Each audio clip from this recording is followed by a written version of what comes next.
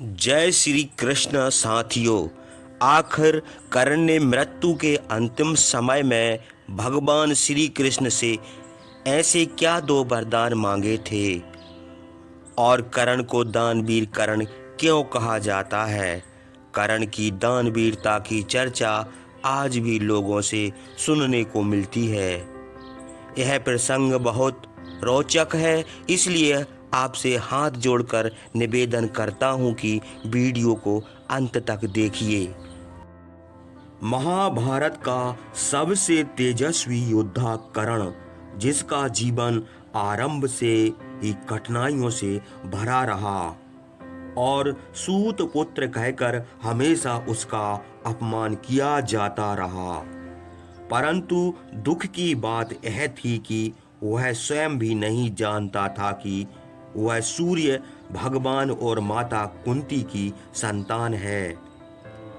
यह प्रसंग उस समय का है जब कर्ण युद्ध में अर्जुन के हाथों मारा जाता है और कुछ समय तक उसके प्राण शेष बचे रहते हैं। तब श्री कृष्ण उनके पास जाते हैं और कर्ण उनसे अपनी एक अंतिम इच्छा पूर्ति की मांग करता है। यह जानने के लिए वीडियो को लास्ट तक जरूर देखें। महाभारत का 17वां दिन, जब कर्ण और अर्जुन का ऐतिहासिक युद्ध होना तय हुआ था।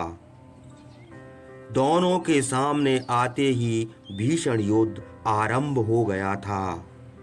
दोनों ही महान योद्धा थे, कोई भी एक झुकने को तैयार नहीं था।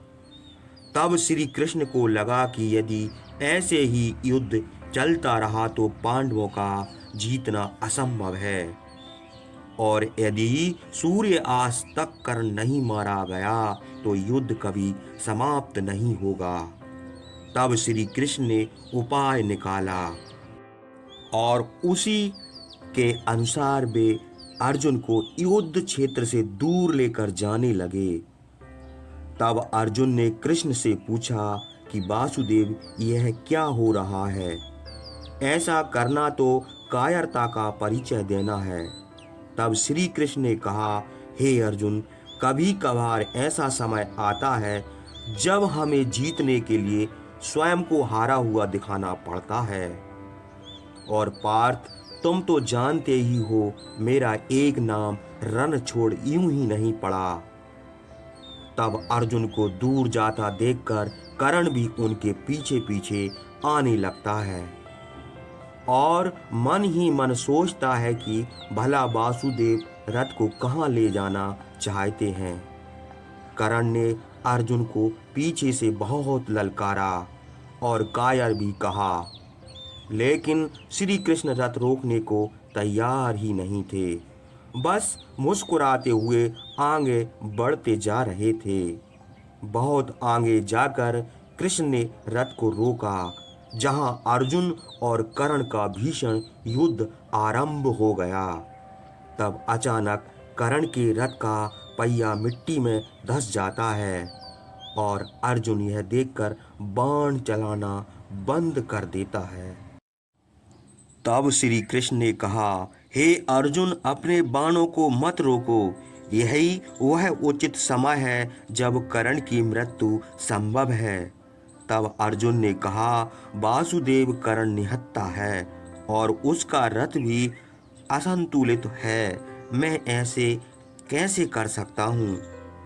तब वासुदेव ने कहा, कर्ण एक महान योद्धा है, वह जल्दी ही अपना रथ मिट्टी से निकाल लेगा। तुम बाण चलाना मत रोको। तब कर्ण ने अर्जुन से कहा, अर्जुन, मैं अभी अपना पहिया निकाल रहा हूँ, तुम अभी मुझ पर बाण मत चलाना। लेकिन श्री कृष्ण ने यह सुनते ही कहा कि यह वही कर्ण है जिसने निहत्थे अभिमन्यु पर तलवार चलाते समय एक बार भी नहीं सोचा। भरी सभा में द्रौपदी को वेश्या कर्ण ने ही कहा था, क्या तुम वह सब भूल सकते हो? कर्ण अधर्म का भागीदार है, इसे इसके कर्मों का सजा जरूर मिलना चाहिए। अर्जुन, धर्म को एक तरफ रखकर कर्ण का अंत करो। और अंजलि का अस्त्र से कर्ण को मार गिराओ। तब अर्जुन ने ऐसा ही किया और कर्ण की गर्दन पर तीर जा लगा और वहीं युद्ध मैदान में अपनी अंतिम सांसें गिनने लगा। तब श्री कृष्ण ने कर्ण की दानवीरता की परीक्षा लेनी चाहिए। वासुदेव ने एक ब्राह्मण का रूप लेकर कर्ण के समक्ष जाकर कहा, हे महान योद्धा, मेरी पुत्री का विवाह है और मैं उसे स्वर्ण देने में असमर्थ हूँ। मैंने अंगराज कर्ण की दानवीरता के बारे में बहुत सुना है। कृपया अब आप ही मेरी दुविधा को दूर करें। तब कर्ण कहा, हे देव, मैं मृत्यु को प्राप्त होते समय भला आपको क्या दे सकता हूँ। तब ब्राह्मण मन में कहा, हे दानवीर कर्ण, ऐसा नहीं है। आपके पास अभी भी अवश्य कुछ ना कुछ है जो आप दान कर सकते हैं।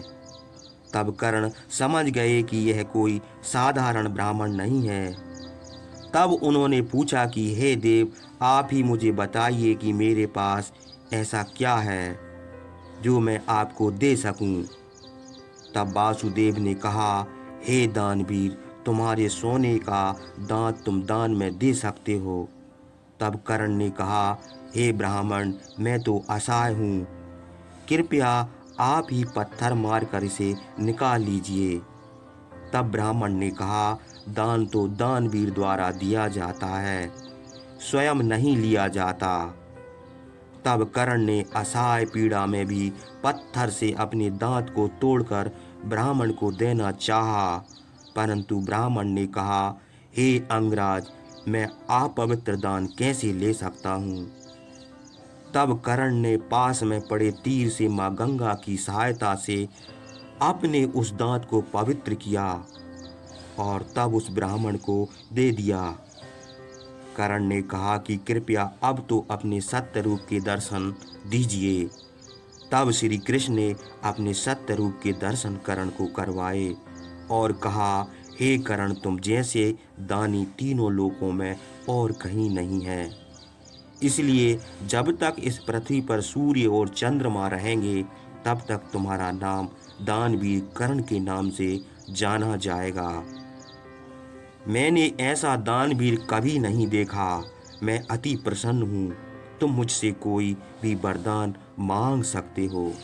तब कर्ण ने कहा, वासुदेव, मेरी इच्छा है कि मैं अगले जन्म में आपके राज्य में जन्म लूँ और दूसरी इच्छा है कि मेरा जन्म एक कुंवारी माता से हुआ है, इसलिए मैं चाहता हूँ कि मेरा अंतिम संस्कार भी एक ऐसी कुंवारी भूमि पर किया जाए जहाँ आज तक कोई अधर्म न हुआ हो।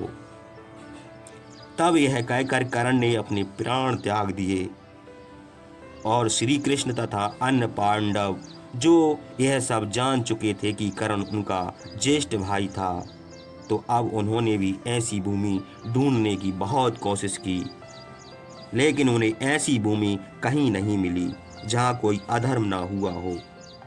तब अंत में श्री कृष्ण ने कर्ण का अंतिम संस्कार अपने हाथों में करने का निश्चय किया। सत्य है, कर्ण जैसा महान दानवीर आज तक नहीं होगा, जो मृत्यु को प्राप्त होते होते ही अपने धर्म को निभा जाए और कृष्ण के हाथों में अपने अस्तित्व को विलीन करना सबके भाग में नहीं होता। इसलिए कर्ण जैसा व्यक्तित्व हमेशा जीवित रहता है, अच्छाई के रूप में, मित्रता के रूप में, दानवीरता के रूप में और साहस के रूप में। इसलिए आप सब भी अपने अंदर इन गुणों को जीवित रखकर कर्ण